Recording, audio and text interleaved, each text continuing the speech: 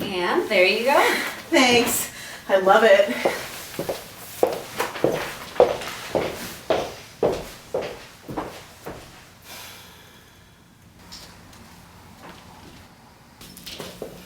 Hello, need any help? No. Actually, yes. I guess. We're in the neighborhood for a new Brassiere, so I don't think I need to tell you this isn't exactly the high point of our month. I couldn't agree more, Lindsay. I actually couldn't. All right, well, you've come to the right place. We definitely have bras. Brassieres, thank you. Yeah. Well, we have a very large selection of style, shapes, fits, cuts, colors, textures, fabric blends. As if I didn't find this daunting enough already. All right, well, let's back up. What did you have in mind? Something functional, but edgy. Something practical, but also a statement piece. I know what you're about to say. Could that statement be practicality itself?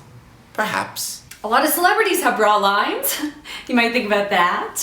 Kim Kardashian, Eva Longoria, Sally Field. They all have bra lines. And who's your fave celeb? Maria Schneider, an actress best known for her role opposite Marlon Brando in Last Tango in Paris, where she was famously sodomized via butter. As of 2011, she's deceased. So any line of underthings endorsed by her would be posthumous. Don't know who that is. Okay, colors. Looking at you, I can tell that you are definitely a spring, and you are definitely a winter. So I'm gonna say cream for you, and I'm going to say red for you. And you'd be wrong. My favorite color is soft moss. I don't know how that's not obvious. My tastes change season to season. I need to consult a Pantone. I'm gonna pull all of our moss-colored bras for you, and I'm gonna bring you couple of swatches. What kind of style were you thinking of? Are you strapless, multi-strap, front hook, back hook? Is non-hook even an option? I mean, what is this, the 90s? I wish. All right, guess we should get you measured then, and... Yeah, about that. I think it's gonna be best for us and for you if we just go over our boundaries with that right now. I know it's like protocol for you to use that measuring tape, but I think that we would be much more comfortable if you just eyeballed it. I think that's a horrible idea. I can pretty much promise you that I've been a 22 AA for a solid decade. So there, done. What else is there to discuss? Nothing. I don't think that's correct. I'll just take whatever and break it in. I don't understand why you need to be so invasive. Why are you so invasive? Listen, I do this like 100 times a day. It'll take a second. I'll be totally cool about it. We'll need to discuss this first. We've talked it over and we've decided we'll let you measure us. But some ground rules. Lindsay has very sensitive underarms. And quite frankly, so does Sylvie. Gotcha. Steer clear of the armpits. Underarms, thank you.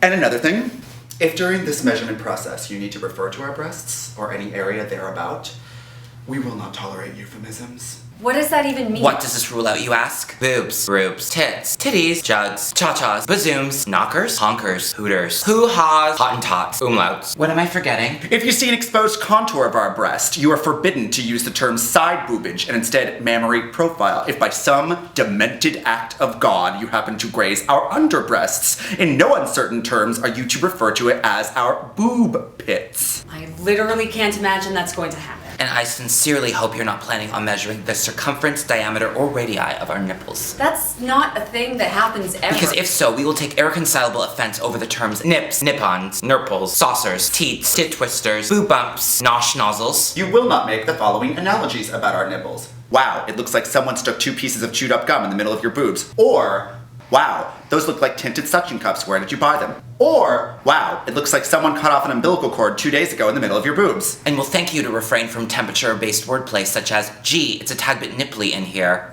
And absolutely no similes. Like if I hear you say your nipples are the eyeballs of your boobs, you've just lost yourself a customer. In fact, it's probably best if you just don't make mention that we have nipples at all.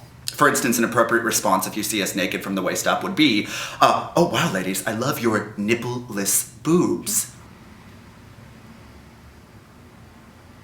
Or, wow, I wish I didn't have nipples, so I didn't need to look or think about or touch them. As it turns out, Lindsay and Sylvie were violently uncomfortable with the fact that they had nipples. They just hated them. Why? I'll never find out. But oh, the magical afternoon we had. Me explaining the difference between Chantilly lace and mesh. Us laughing over Triple F cup sizes.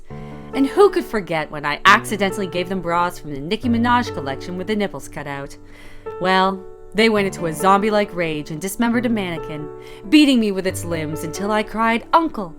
Then one of them pinned me down while the other ripped my pubic hairs out 5 by 5 until I cried, "Aunt!" Some may call it, well, a bad day at work. But to me, it was the best years of my life.